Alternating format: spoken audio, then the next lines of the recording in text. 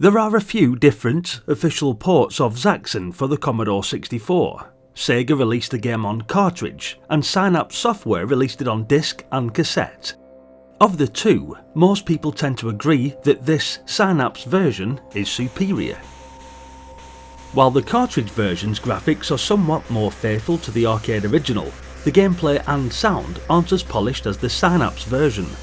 There were plenty of legal wrangles going on back then with regards to US Gold and Synapse UK, that's for sure. Basically, the game's UK C64 release was delayed for several months, with an unrelated business software developer called Synapse UK objected to US Gold importing the game under that name, hence the alternative Synsoft branding being used in the UK. There was also another game called Super Zaxxon, where your fighter moves faster, the space parts are replaced with a tunnel, and also the Zaxxon robot is replaced with a fire-breathing dragon. But let's not dwell on all that. Let's just check out what makes the Synapse Software version of Zaxxon, the one I played as a kid, such a great game. Zaxxon, the evil robot warlord, is taking control of the galaxy. He has made a once-free asteroid belt his stronghold, from which he rules his minions, and in this game, it is your job to stop him, before he enslaves the galaxy forever.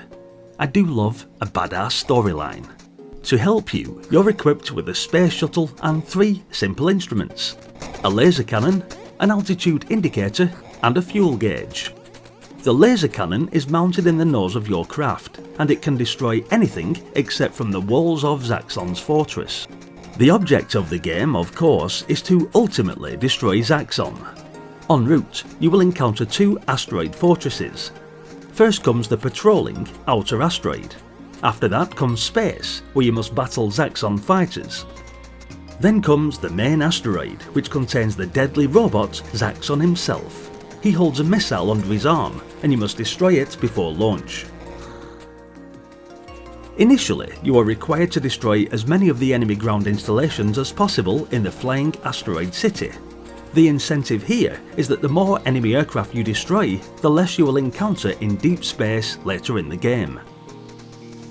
What makes the asteroid city the trickiest part of Zaxxon is the walls and electronic fences, which you have to navigate your shuttlecraft over and through. On your first few cities, the walls and fences are wide and far apart, but on later ones you'll need pretty skillful joystick control to get through the narrow gaps. The next challenge is a shootout in deep space. This calls for pretty quick trigger fingers as you do battle with the aliens that were not destroyed on the ground earlier. Success in deep space also depends on correctly judging the distance and approach of the aliens, which can sometimes be a little tricky. Then, as mentioned earlier, you come to your final conflict with the Zaxxon robot and destroy it by scoring 3 direct hits on its missile launcher. The robot itself is a difficult moving target and is armed with deadly seeking missiles. Upon playing both the arcade version and the home Commodore 64 versions as a kid, I honestly thought it was a great conversion from the coin-op as we see here. The gameplay was just as fast and furious, and the graphics were pretty much the same.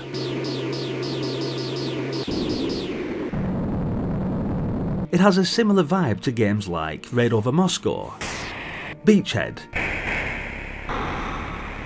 and also the isometric classic Blue Max. And if you like those games, then I'm sure you'll like this one too. Oh, and all those games mentioned can also be found on the channel. It was, for the time, one of the better action games around for the C64, and also an iconic game of its type. The curious moniker Zaxxon is derived circuitously from isometric axonometric projection, its early 2.5 perspective, which Zaxxon is credited with being the first game to use. See? Now and again, I do throw in a bit of trivia. Unfortunately, I don't think it's quite a big thumbs up rated game, but I can imagine this will be a favourite amongst many. Let me know what you thought of Zaxxon in the comments section, and if you had this for your Commodore 64 back in the day. Thanks for watching guys, hit the like button if you enjoyed the video, and please consider subscribing to the channel if you're enjoying the nostalgia. There are already plenty of games on the various channel playlists, many of which are sure to bring back some great memories. Plus, more are being added regularly. Hopefully, you'll stick around, and I'll see you all in the next one. Until then, bye for now.